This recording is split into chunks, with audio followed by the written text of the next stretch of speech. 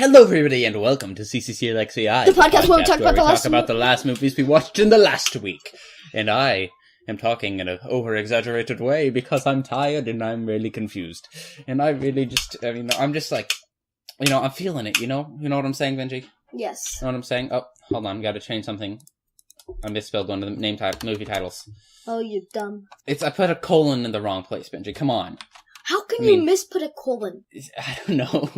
Okay, guys, just so you know, welcome to CCCLXVI. What were you gonna say, Benji? Sorry, cut you off. You may have heard that.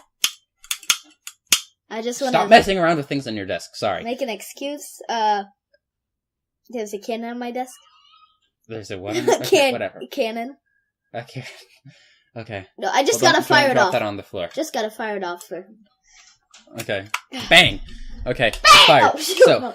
Bang! Yeah, explode! Okay, so what were we going to talk about? Oh, yes. So last week, we said we were going to do Stanley Kubrick Week, and we didn't actually lie. We watched a lot of his films. We did miss out on 5 of his films. Sorry about Luckily. that. And so you may think, well, Stanley Kubrick only had 13 films, and you missed 5. How do you have a full podcast of it? And if you do, then I'm like, well, you know a lot about Stanley Kubrick, but you don't know enough, because clearly you forget that he had the documentaries, boys! And you also didn't know that after watching, I think, what were we done watching? I think we had just finished watching Fear and Desire. I was looking through Walt Disney's Oscars, and I discovered a little film, a short film by the name of Der Führer's Face. And so thinking about this, you might think it has something, it's German, right? German. You know, probably about Hitler, but I mean, surely not. It is about Hitler, yes. And it has Donald Duck. Going, Hitler, and there's like, and then like, and there's so many swastikas. There's like a swastika fits, swastika house, swastika alarm clock, swastika tree. Did I say that? Swastika cereal. Swastika bullets. What's the name of that book he was reading? There's like a scene where Donald Duck is reading Mein Kampf. He's reading Mein Kampf, people. Walt Disney decided, you know what? I like Donald Duck, but what he really needs is a thing about him reading Mein Kampf. You know, have him be trapped in Naziland. Wouldn't that be great?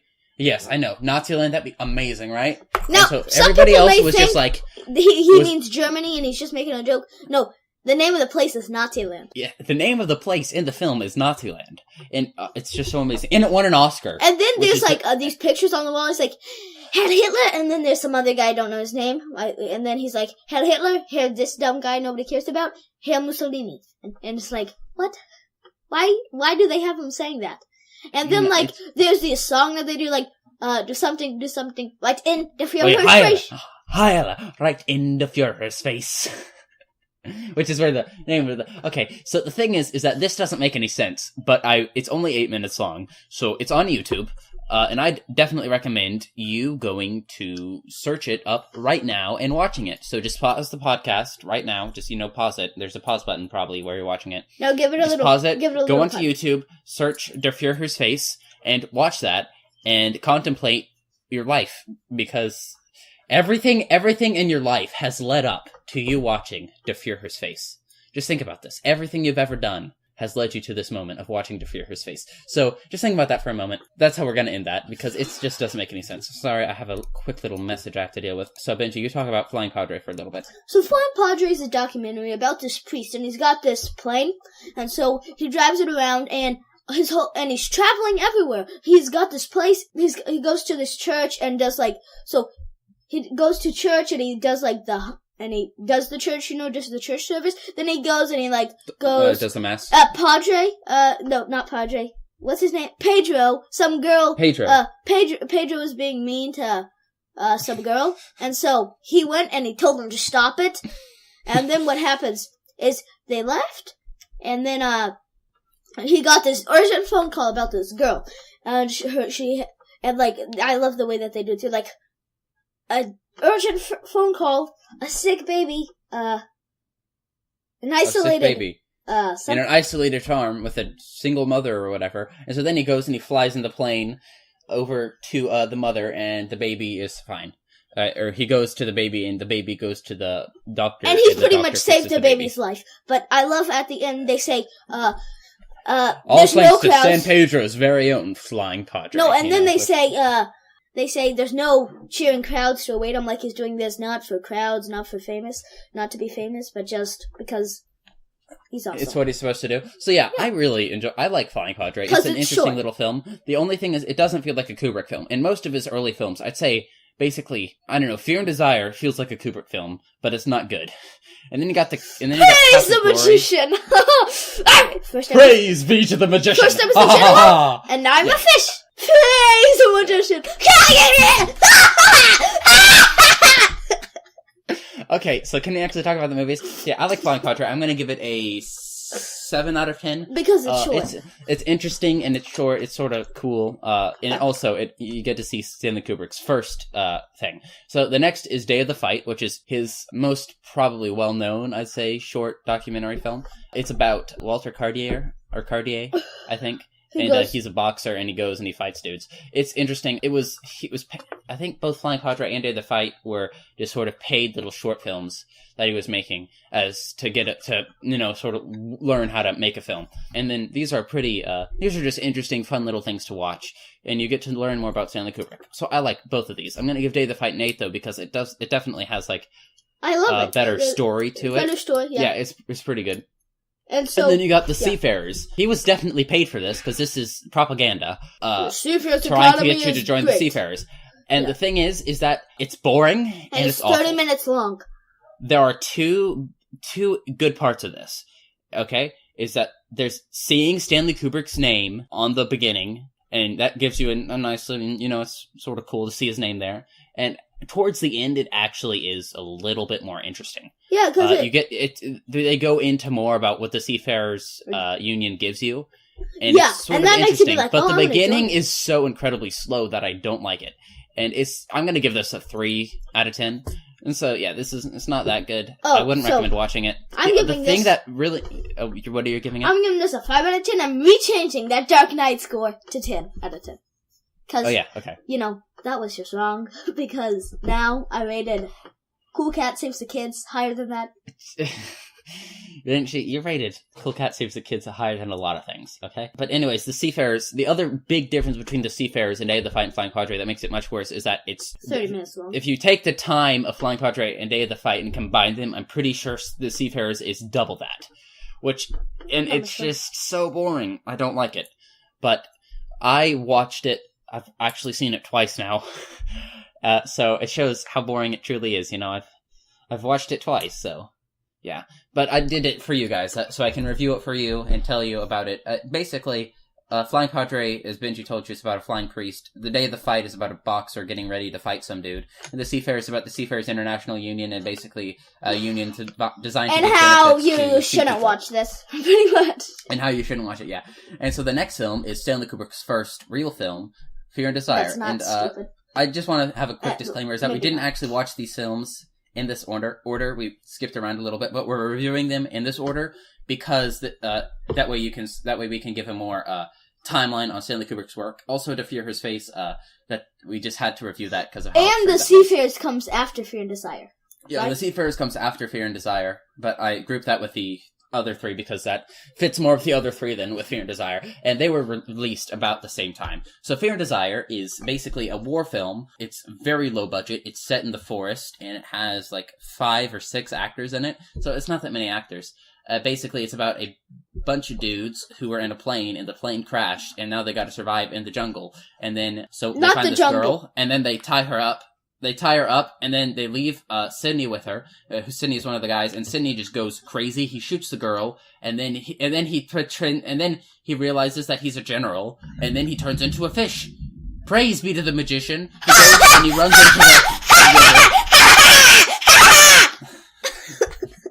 He goes and he runs into the river, and he basically disappears until, I think, the end of the movie.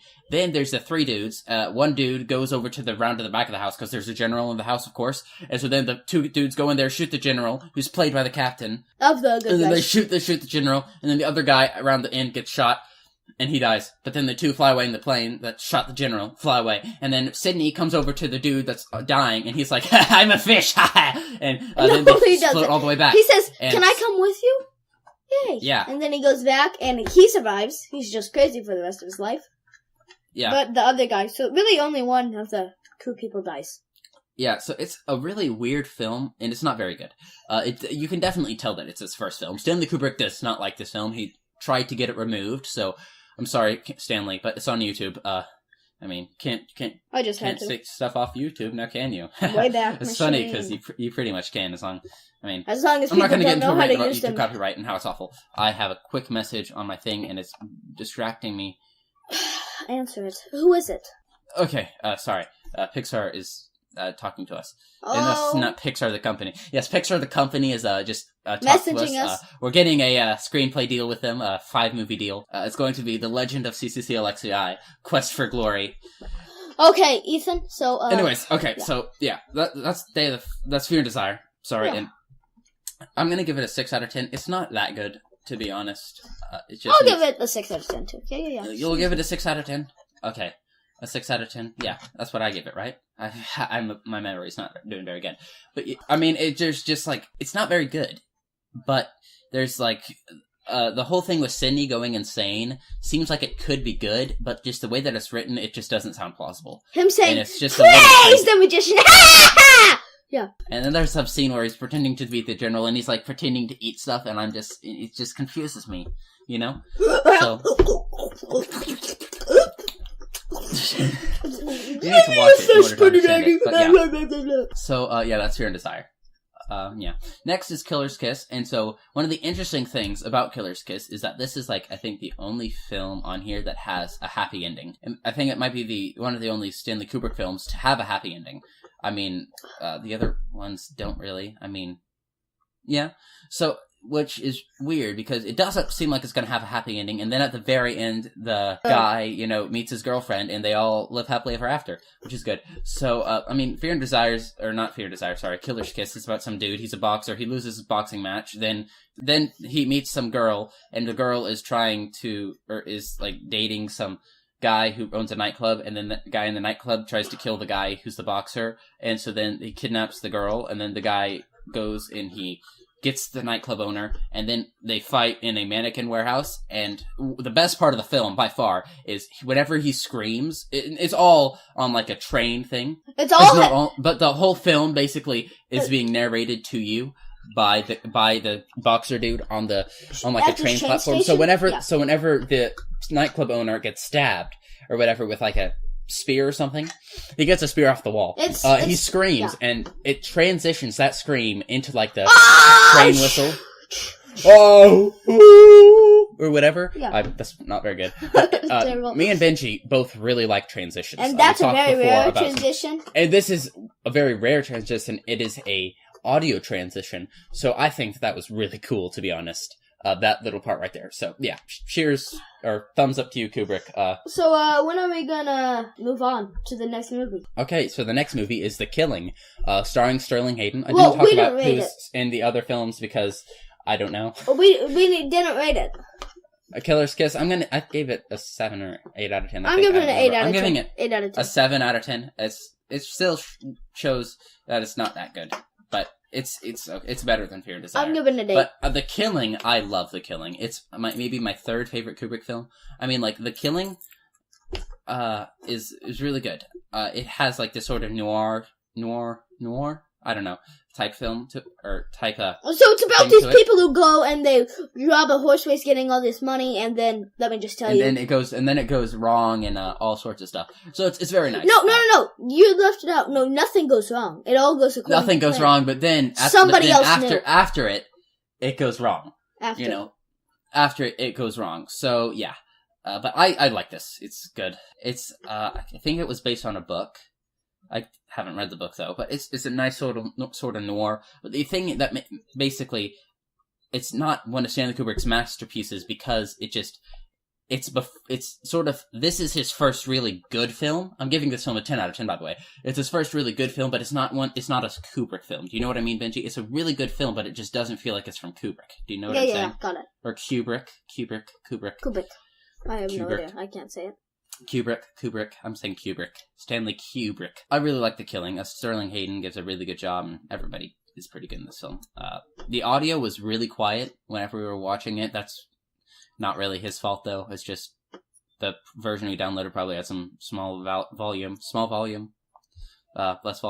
So yeah, which means we had to turn it up a lot more than we should have had to normally. So let's go on to the next one. I'm rating it a 10 out of 10 too. Next movie. And so then the next one is Passive Glory, which is my favorite Kubrick film. And not a lot of people will say that, but I love Passive Glory. And the thing is that there's no other film that makes you feel as emotionally attached, at least in my opinion, to the characters as Fear and Desire. Now, Fear and Desire, it has two parts. Passive Glory. Sorry, Passive Glory. You know what?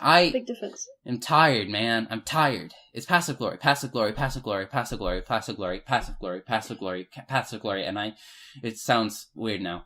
But Passive Glory, that sounds weird now. It opens with the French army in World War I, and they are tested to take a position. So all of them charge the position, the anthill is what it's known as, and they can't take it. So the general dude that ordered the attack calls them cowards, and what he wants to do is he wants to kill them as punishment. And so what they do is they manage to barter the general down. The commander of the troops manages to barter him down to 3 people, to kill. And those 3 people are chosen to be executed, or on trial to whether or not they should be executed.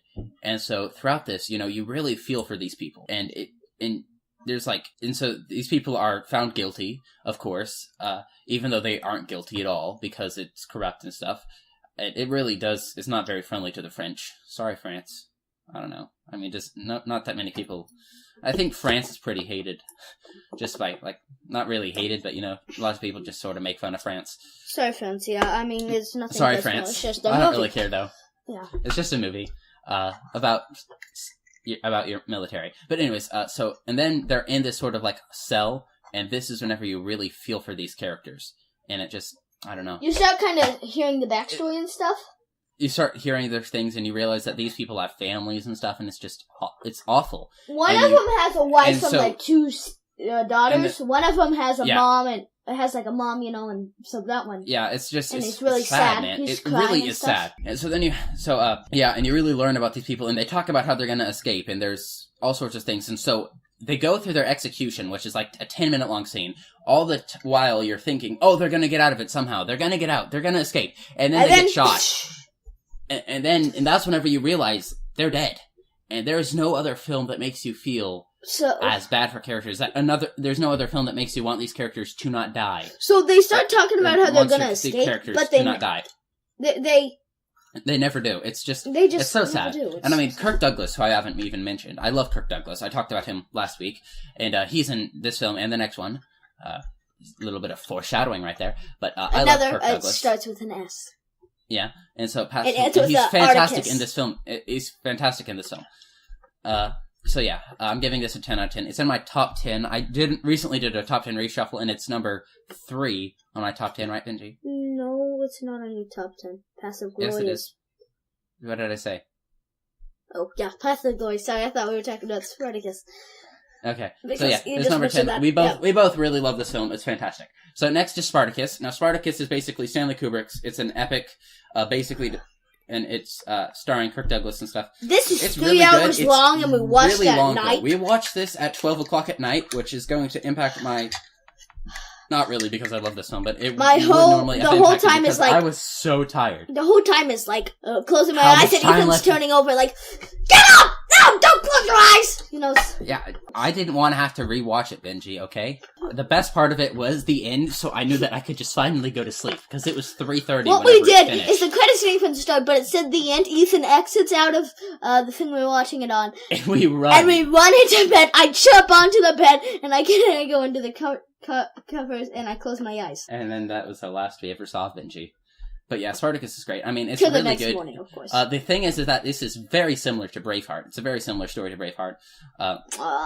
Yeah, it's Spartacus. I mean, I don't really know what to say about Spartacus. It's just really, really good. And it's really, really tired. It's really, really long. It's really, really good, but really, really long. I'm giving it a 10 out of 10. It's one of my favorite Kubrick 10 out of films. 10. And so next is Dr. Strangelove, or How I Learned to Stop Worrying and Love the Bomb.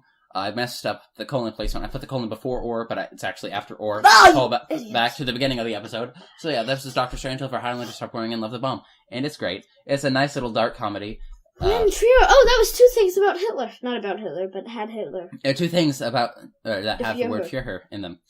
And so Dr. Strangelove is really funny. I mean, there's sort of 3 parts to this film. There's a part in the office of Jack the Ripper, or Colonel Ripper, Jack Ripper, whatever. And so basically the premise of this film, and it's a great film, I have a t-shirt of it, I'm not wearing it. The premise of the film is that there's a dude and he calls his planes to go attack Russia, and then they try to get the planes to not attack Russia, and Russia has a doomsday device that if Russia gets bombed, everyone dies. And so that's what ends up happening. And then you have, and it's really funny. You got Peter Sellers in this, who's fantastic, is really funny. And then you got Slim Pickens, who is the best in this film. He is starring... Man could have a fine time in Vegas with this kind of thing. You can have a good night in Vegas. Nuclear combat! Totorooskies. Yeah, I'm gonna have a drink of water. I'm really thirsty. I was so thirsty. Okay, I feel like talking a lot more now. So yeah, Dr. Strangelove for Highlander Stop Worrying and Love the Bomb is fantastic. Yeah, I mean, it's just really funny. I mean, all of Peter Sellers' performances are great. I'm giving this a 10 out of 10. It's either my 3rd or 4th favorite. I mean, Paths of Glory is my 1st, then probably Spartacus is my 2nd, and then either Dr. Strangelove or The Killing. I'm gonna say Dr. Strangelove.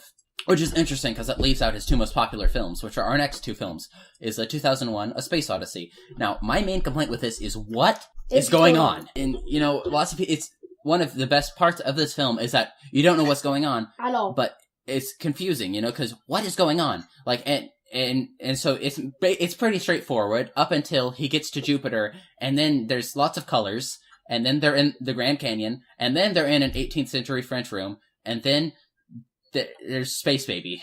And you're just sitting there, like, what's happened? Because you don't know. Because you're just there, you're just watching your film, and you're like, oh yeah, it's a nice little space film. Oh, the robot's evil, and oh what? There's a Space Baby. What's the Space Baby have to do here? Why is Space Baby here? I didn't deserve this Space Baby. Is this my fault? Poor Space Baby. What'd I do to deserve this? Space Baby, you didn't know, I didn't do this, And it's the apes beating each other with the bones. Sticking the bones up in the air, comes spaceships. Which we talk about transitions, that's fantastic. So yeah, 2001 Space Odyssey, I'm giving it this an 8 out of 10. Highly controversial because I love Kubrick so much. But it's boring as well. It's boring and it has, it doesn't make that much sense at the end. But other than that, it's great. And so next is The Shining, and I love The Shining. It's just not my top. I'd say that's 5 after Dr. Strangelove. And the only reason why is because I'm not that much of a fan of scary films, Mm-hmm.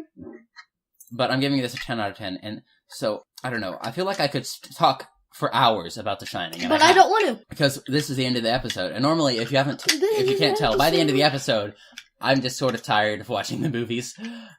So yeah, sorry guys.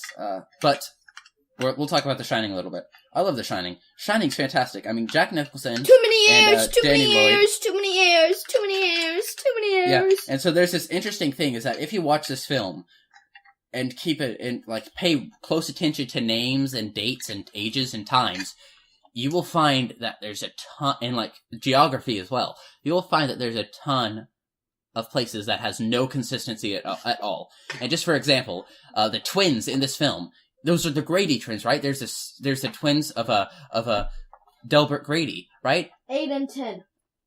Yeah, but at the beginning, he says that they're 8 and 10 years old. They're not twins. 2 girls about 8 and 10.